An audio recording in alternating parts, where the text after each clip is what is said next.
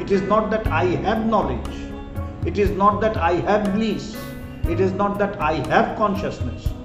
The reality is I am of the nature of existence absolute, consciousness of knowledge absolute, and bliss absolute. I do not have them. I am of that nature itself.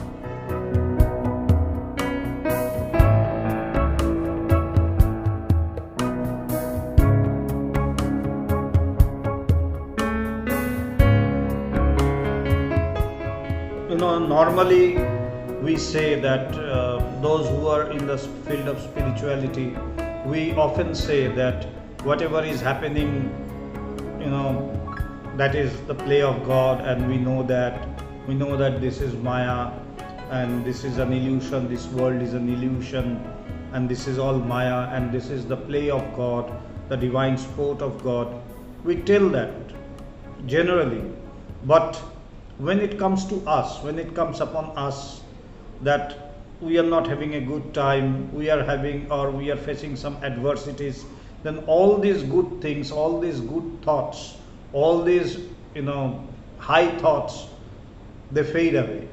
I forget about those good thoughts which I have been saying all along, and I think that I am the unfortunate one who is being sent to face all the miseries and all the adversities while the whole world is enjoying, and I am not able to enjoy, and I become miserable. But a truly spiritual person will not only speak that, he will not only say that this world is God's play and whatever we are seeing is an illusion, but he will even implement that in his or her own life, whether in a good time or amidst any adversities. He will never forget that whatever is happening, good or bad, is the play of God. It's nothing other than that. So Swami Vivekananda says, blame none. The first word he speaks is that blame none, because whenever we face adversities, whenever we are in trouble, whenever we have to face miseries and pains and sufferings, we begin to blame others. It is because of you that I am in such a position, it is because of these, it is because of that. But a truly spiritual person will never blame anyone else. And that is why Swami Vivekananda says, blame none. Do not blame others. Take it upon your shoulders. Whatever good happened to you is because of you, and whatever bad is happening to you, whatever misery you are facing, whatever misfortunes you are facing or coming across, whatever adversities you are facing, that is also because of you. But normally what happens is that when there are good times, we take it as our credit. Oh, it's because of me, this is my right, and this is, because of me, my hard work and this and that. But when it is just the opposite, then I start blaming others. So here in spirituality, what it is said, blame none. Do not blame anyone. Till the time I blame someone for my misfortune, for my miseries, for my sufferings, for my pains, I have to know that till then I have not become fully spiritual. My knowledge is not yet perfect. Because why? Because I am blaming others. So blame none. If evil comes, know the Lord is playing with you, and be exceedingly glad. See what a terrific statement. We try to evade or avoid misfortunes or evil or bad things or adversities. But what is said, that if evil comes, if you are in misfortune, if you are facing some trouble, know that the Lord is playing with you. And knowing that be exceedingly glad, because in my bad times I remember God the most. So He has given me a chance to think about Him more and more. When I am very happy and very cheerful, I forget about God. But when there is misfortune all around, when there are sufferings and troubles and pains all around, I think of God more and more then. So, whenever there is evil, whenever there is such adversities, be exceedingly glad. Why? Because God has given you an opportunity to think about Him. So, be happy, and just not be happy, be exceedingly glad, because God has chosen you to think of Him. After every happiness comes misery. They may be far apart or near. What is said? After every happiness, misery is bound to come. Because it is just like happiness is one part or one side of the coin, and misery is the other side of the coin. Whenever you take the coin, you have to take the whole, both the sides of the coin. Similarly, this happiness and misery, they are the two sides of a coin. If you are enjoying now, if you are happy now, be sure that misery is going to follow. It may be quick, it may follow soon, misery may follow happiness soon, or it may come a little bit later. And the most interesting part is that if you are spiritually advanced, misery will come sooner. What do we normally think? That if I am spiritually, advanced and I am spiritually elevated, then misery will not come to me, or if it comes, it will come later on.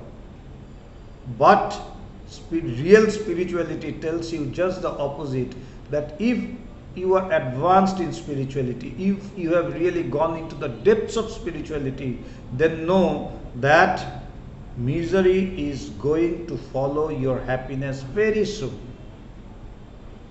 Because both the happiness and misery makes a whole.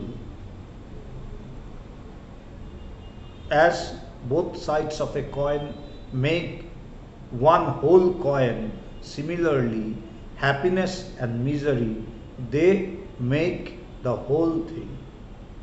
So if you want to get off your fruits of actions quicker and become free, become liberated, attain salvation, then you are to accept that both the things much quicker, because the more delayed it is, the more delayed will be your salvation.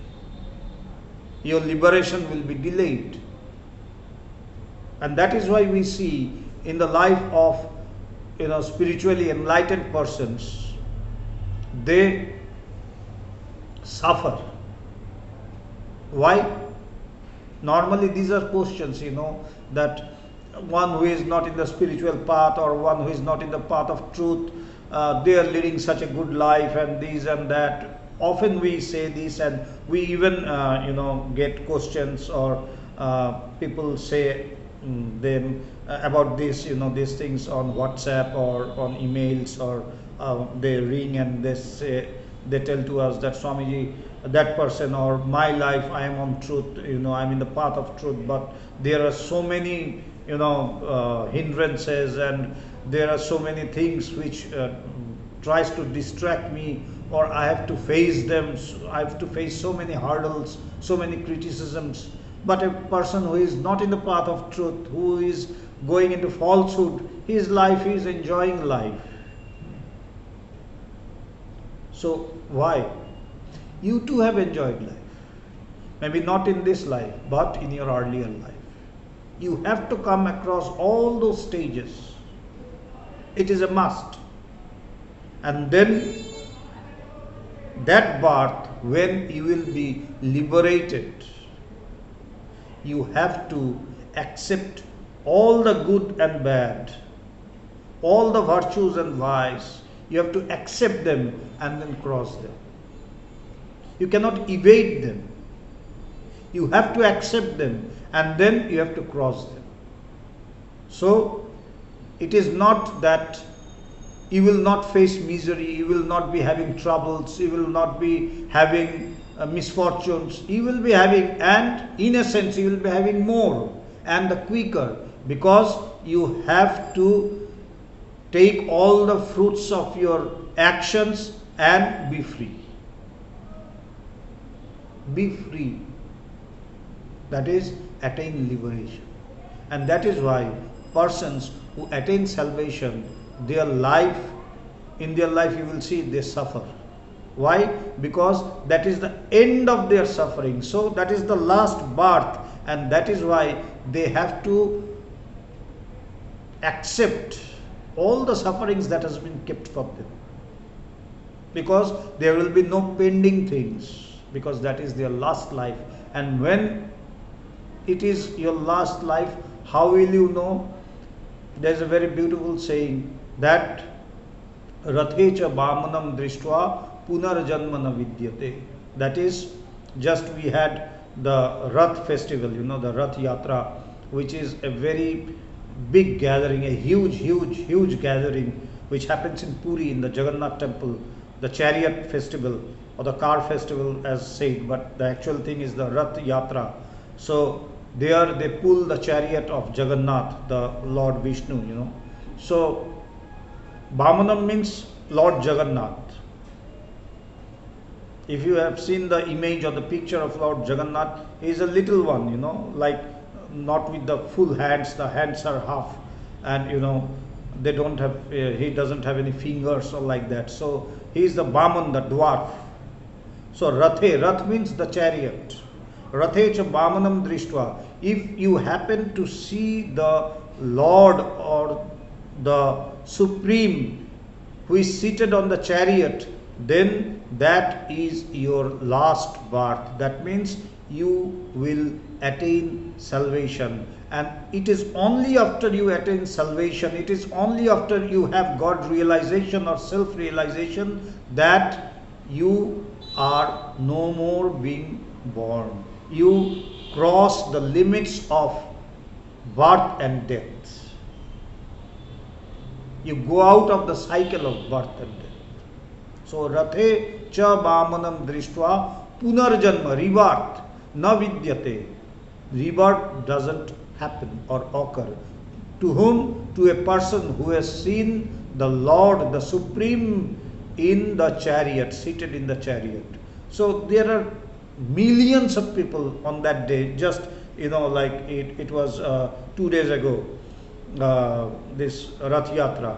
So there were millions of people in the streets of Puri, pulling the chariot. So many of them have seen Lord Jagannath. They are seated in the chariot. So does it mean that they have all been liberated? No. Then is it a false statement said in the scriptures? No. If one has the belief, if one can fully believe that yes, it is said in the scriptures that if one happens to see the Supreme Being seated in the chariot, then I will be liberated from the cycle of birth and death. I will be having God realization, self-realization, then you will be having it. And what is the real meaning of it? Rathecha Bhamanam Drishtva. Rath means, as I said, chariot. So this body is the chariot. The living chariot is this body. And what is the Bhaman? What is the Supreme Being? Who is within us, dwelling within us. The Paramatma, who is also known as the Antaryami, who lives within us. So if we can have the divine vision, if we can have the realization of the Supreme Being who is seated within this temple, who is dwelling within this living chariot, then you cross the limits of birth and death, then you are liberated. That means when you have God realization, when you have self realization, when you know yourself, when you come to realize God, then you go beyond birth and death. You are liberated. You are liberated for it. So, happiness and misery, they will come. And the quicker they come, the quicker misery follows happiness, the more elevated I am in the path of spirituality. Because I have to cross them, I have to accept them and cross them and become free, realizing God, realizing the self. So Swamiji says, the more advanced the soul, the more quickly does one follow the other. The more advanced a soul is. Now a soul, how does a soul become advanced? The soul is ever free. So here the soul means the individual self. The more advanced the individual self is in the path of spirituality, then his or her miseries will be following his or her happiness quicker than one who is not so advanced in spiritual path. What we want is neither happiness nor misery. So what we want, we have to accept them both and then go beyond them. You have to cross them. You can neither catch hold of happiness and try to cling to it, neither can you push away miseries. You have to accept them both, but you cannot keep them. You cannot cling to them. You have to accept them and then cross them. Go beyond them, because what we want is neither happiness nor misery. What we want is liberation. What we want is self-realization. And in order to have this self-realization, we have to cross this cycle quicker. The more quickly we can cross this cycle, the more quickly can we attain liberation. Both make us forget our true nature. Why? Why we have to go beyond both? Because both happiness and misery, they make us forget our own nature. Why? What is my nature? In my real nature, I am ever free and divine and blissful and eternal, deathless, birthless, deathless, ceaseless. That is my real nature. But when I am affected by happiness or misery, I forget my real nature. What? That I cannot be affected by them, because I am ever free, eternal, blissful, beyond any sorrow, beyond anything. There is nothing which can bind me down, neither any happiness nor any misery. But when we undergo misery or happiness before self-realization, these things make us forget our real nature. Both are chains.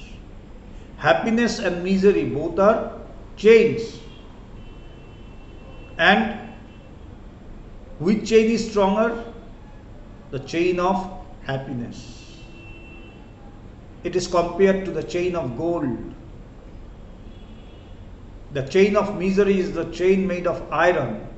It's the iron chain. It's very easy to give up.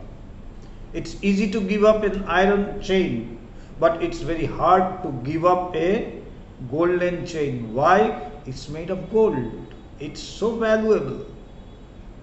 So you don't want to give up. But both the iron chain and the golden chain binds us. It may be made of gold, but still it binds us. We do not want any chain, neither iron chain nor the golden chain. And that is why misery is better, because I can give it up. But happiness, it's tough to give up happiness because we want to be happy. But in your real nature, we are above both this. We are of the nature of bliss, which is far, far, far more elevated, if you can say, if you can use this term, than happiness. So, both are chains, one iron, one gold. Misery is the iron chain and happiness is the golden chain. Behind both is the Atman. Behind both, behind misery and behind happiness, beyond these two is the Atman who knows neither happiness nor misery. It is neither affected by happiness nor affected by misery. It's unaffected with anything whatsoever. These are states. The states must ever change, because happiness and misery are state. And state means they are ever changing. But Atman, it's unchangeable. It doesn't change. It's one, unchangeable, indivisible, eternal, ever free. So, it doesn't change, but the states change. Today I am happy, tomorrow I am in misery. The next, after a few days, again I am happy. So these are always changing. But Atman, it is unchangeable. The perfect never becomes imperfect. So that nature of Atman can never change itself, because it is unchangeable. It is truth. It is truth. It is of the nature of truth. So, and what is truth? That which does not change. So miseries and happiness, they change over time, but the nature of Atman, it doesn't change. It is of the nature of Satchit Ananda, Satchidananda Swarup. That is, it is of the nature of existence absolute, knowledge or consciousness absolute, and bliss absolute. And this never changes. The change what we see are apparent. It seems to change, but it doesn't ever change.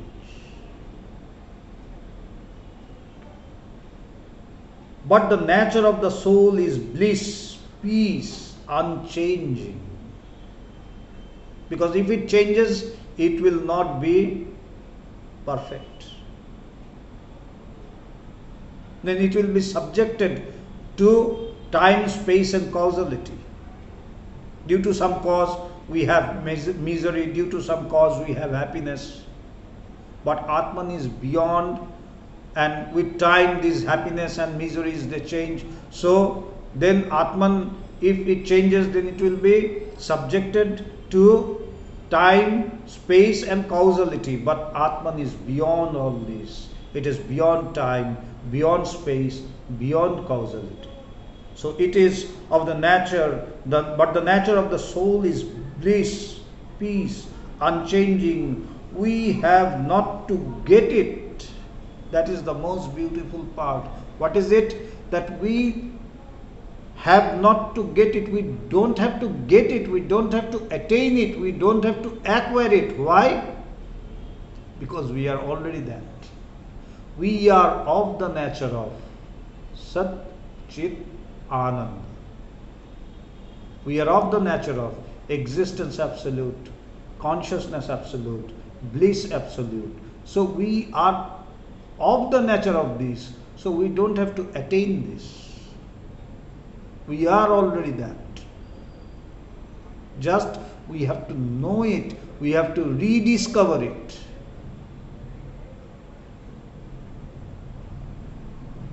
We have not to get it. We have it. We have it. And in what way do we have it? Not as something else than me, not something which is without me, not something which is outside of me, even not something which is inside of me.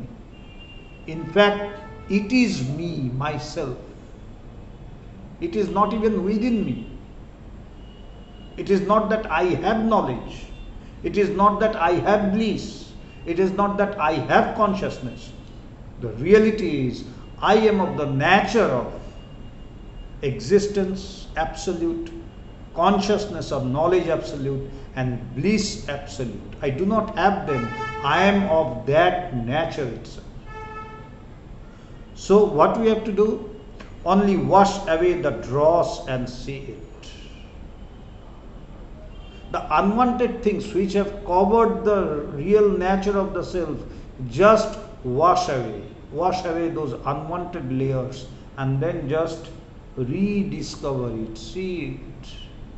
See it in all its glory, in all its majesty. You will see it shining there forever, eternally.